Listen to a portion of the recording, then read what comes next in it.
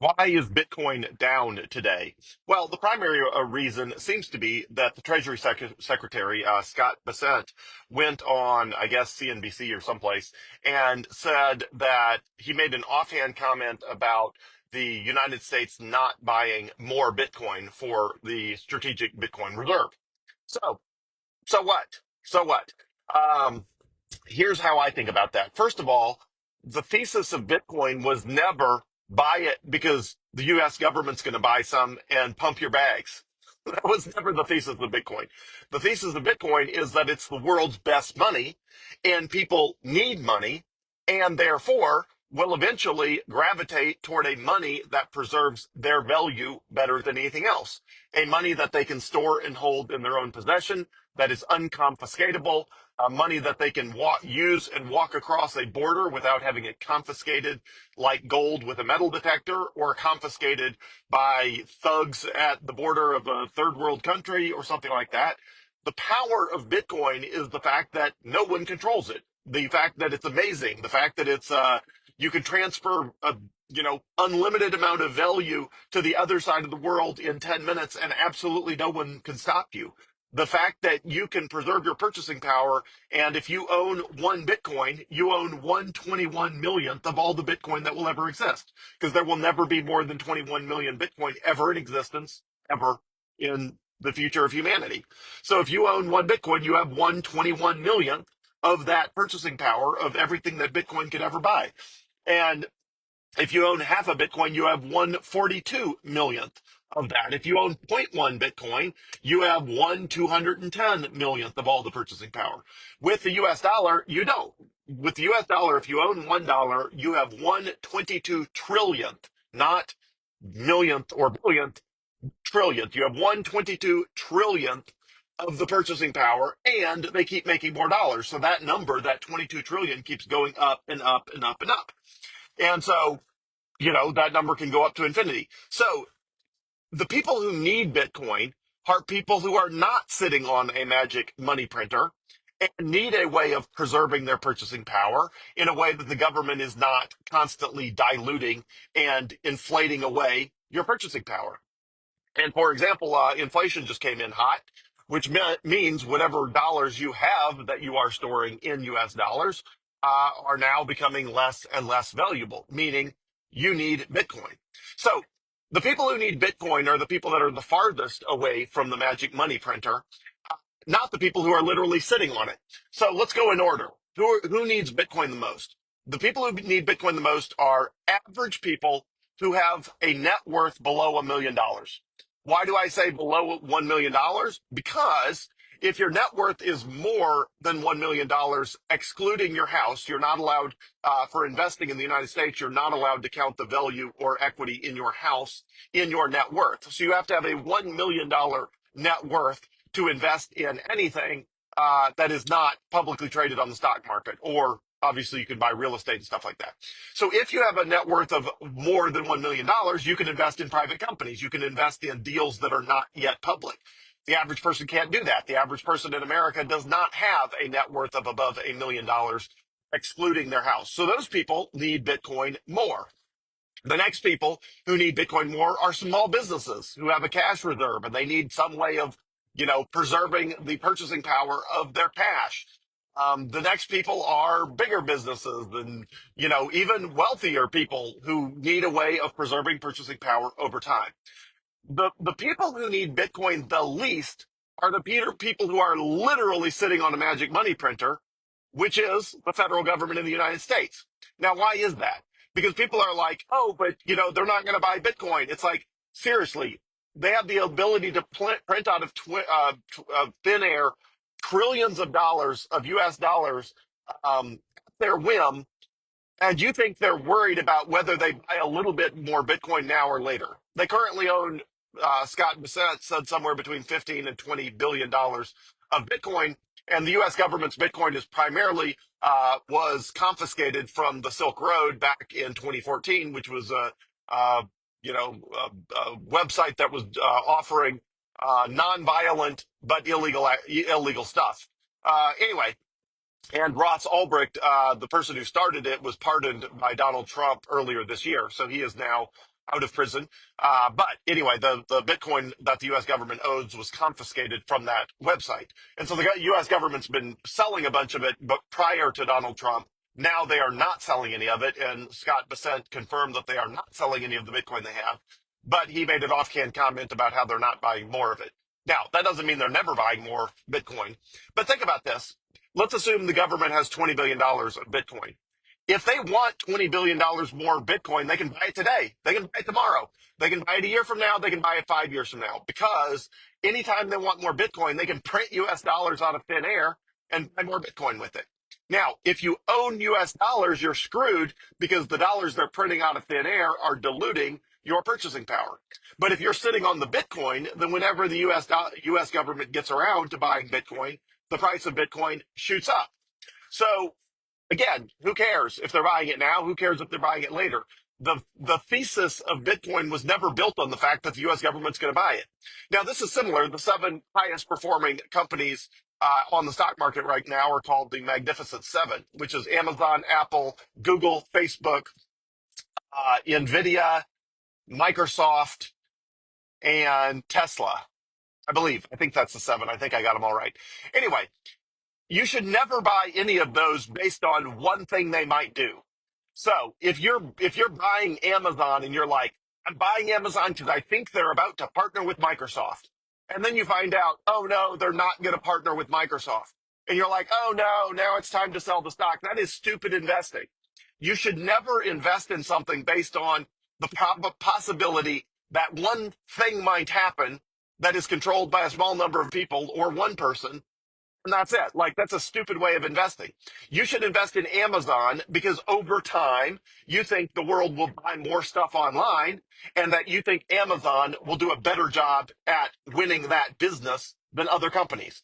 You should invest in Microsoft because you think software is a big deal and Microsoft is good at it and will be good at it for a long time. You should invest in Tesla because you think electric vehicles are amazing, which they are, and you think Elon Musk will continue to run circles around everyone with electric vehicles, robotics, self-driving technology for decades to come. That's why you invest in Tesla, not because they might or might not invest or announce some partnership, or they might or might not buy Bitcoin, or they might or might not do any of those things. Same with Nvidia, same with Facebook, same with any of those. So long term, who cares if the government buys Bitcoin and doesn't buy Bitcoin? Now, I've done a video before, probably from, I don't know, 6 months ago, talking about the fact that on balance, between the US government buying more Bitcoin and not buying more Bitcoin, well, let me back up. On balance, I definitely prefer the US government have a strategic Bitcoin reserve. I would rather they view Bitcoin as a strategic asset, like I do, in addition, rather than trying to fight it. So I think the fact that there is a strategic Bitcoin reserve is a good thing because it means they're not going to dump the Bitcoin they have, and it means that they are they got some skin in the game, they're on the same page. With regard to acquiring more Bitcoin, yeah, I guess slightly on average, I would prefer they buy more Bitcoin because, again, it reaffirms that it's a strategic asset. It would likely set off a race by other countries to buy more Bitcoin. But you got to realize 90% of the world owns zero Bitcoin. So if the U.S. government starts buying Bitcoin right now, then the price goes way up. And as soon as the price goes way up in Bitcoin right now, that means more than somewhere between 90% and 95% of the world gets left behind because somewhere between 90 and 95% of the world owns zero Bitcoin. And the vast majority of people who own any Bitcoin in the world right now own such a small percentage of it as a percentage of their net worth that it's irrelevant. So even if you answer a survey by saying, yes, I own Bitcoin, and your total net worth is $10,000 or $20,000, but you own $200 of Bitcoin, does it really matter if your $200 of Bitcoin goes to 400, 800, or $1,000 of Bitcoin? It doesn't really matter in the grand scheme if that's a tiny, tiny, tiny part of your total assets. So in a lot of ways, it's better. The longer it takes for the U.S. government to buy Bitcoin, the more time for the masses to adopt Bitcoin, and the more of the Bitcoin that ends up in the hands of average people instead of the people, the fat cats in Washington, D.C. sitting on their big magic Federal Reserve money printer. So anyway, do I care if the U.S. government buys Bitcoin? Not really. What I do care about is Does Bitcoin continue to be the best money in the world? And is it superior to any other money? And will it continue to be so for hundreds or thousands of years into the future? And the answer on that is yes. That is what Bitcoin is doing. And today, literally today, the same time, Scott Bessent is, on CNBC announcing that they're not buying more Bitcoin right now.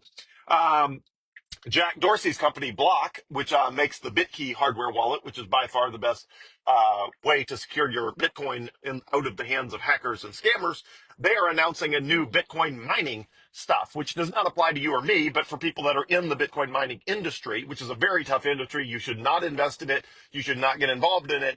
It is a tough industry to make any money in.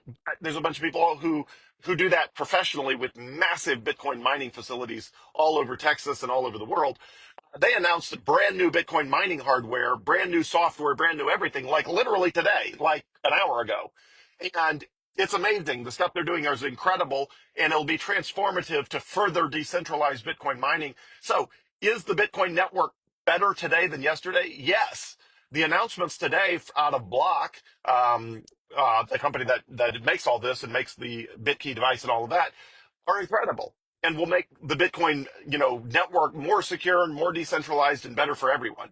So that's a huge deal, and that's happening like right now. So more wonderful, amazing things are happening in Bitcoin than not. And in the grand scheme, who cares if it takes the government longer to buy some?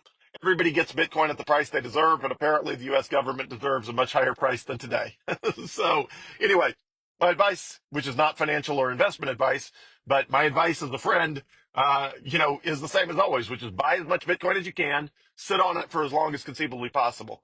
And if you're worried that Bitcoin was 123,000 a coin, and you're like, dang it, I should have bought it at 118. Guess what? You can buy it at 118 right now. Right now, 118,000 just for you right now. And guess what? That little dip, it washed out a bunch of stupid people using leverage, borrowed money, and a bunch of insanity. So great. Those people got washed out. They got liquidated. They lost their investment. And now the Bitcoin network has a greater ability to climb higher without a bunch of leverage in it. And the more the price is supported by a bunch of leveraged money, and people that could get liquidated, the harder the price corrections come when they do come, which they always come at some point. You take these little, or medium sized corrections along the way. But a lot of those people got washed out because they were anticipating the price would never go back down after it hit a new all-time high. Who knows? Nobody knows, which is why you don't use borrowed money to buy Bitcoin. Certainly not borrowed money that is leveraged against an asset that can get liquidated, like borrowing. And what these people were doing, who all got wiped out in the last 24 hours, was they were borrowing against their Bitcoin to buy more Bitcoin. And then they got wiped out and lost their investment. That's why you shouldn't do that. I've done a whole video about whether it makes sense to, finance a vehicle or a house and buy money, buy Bitcoin instead, and then pay the house or the vehicle off slowly. I'm sitting in a 2026 Tesla Model Y that I financed at 6% with Trustmark Bank, because I didn't want to sell most of a Bitcoin to buy it with cash, which is what I otherwise would have done. And my car payments keep getting cheaper. I did this when Bitcoin was at 85,000 a coin, and my last car payment last month was 118,000 a coin. And this, the one coming up in about a week or so, will probably be higher than 118,000 a coin. So that's a steep discount on that car payment of what it would have been if I had locked in the Bitcoin price at 85 instead of 118. But again, that's not the sort of leverage that gets you in trouble the same way. It's borrowing against your Bitcoin to buy more Bitcoin, and then the price dips a tiny amount. And especially if you're using leverage of like 40x, which a lot of people were over the last few days, a lot of people were buying Bitcoin with 40x leverage. That means they're trying to get 40 times the return. But that also means if the price moves against you by 2.5%, that you lose all your investment. And so that's what happened. The price was at 123. They were betting 40 to 1 that it would keep going up. It only had to go down 2.5% to get wiped out, and they got liquidated because they were stupid. And you shouldn't do that. And thankfully, you kind of can't do that in the United States. The people who are doing that are almost all on weird offshore exchanges and stuff like that. So anyway, everything is amazing in Bitcoin land. Who cares if the US government uses their magic printer to buy Bitcoin today or tomorrow? What matters is Bitcoin scarce? Yes. Is it divisible, durable, portable, verifiable, authenticatable? Is it all of the things that make a great money? And is adoption marching on worldwide every day? And Bitcoin is doing that in spades. So all is good in Bitcoin land. And now you have an opportunity to buy more Bitcoin at 118,000 if you want to. I think you should. Have a great day, everyone. Thanks.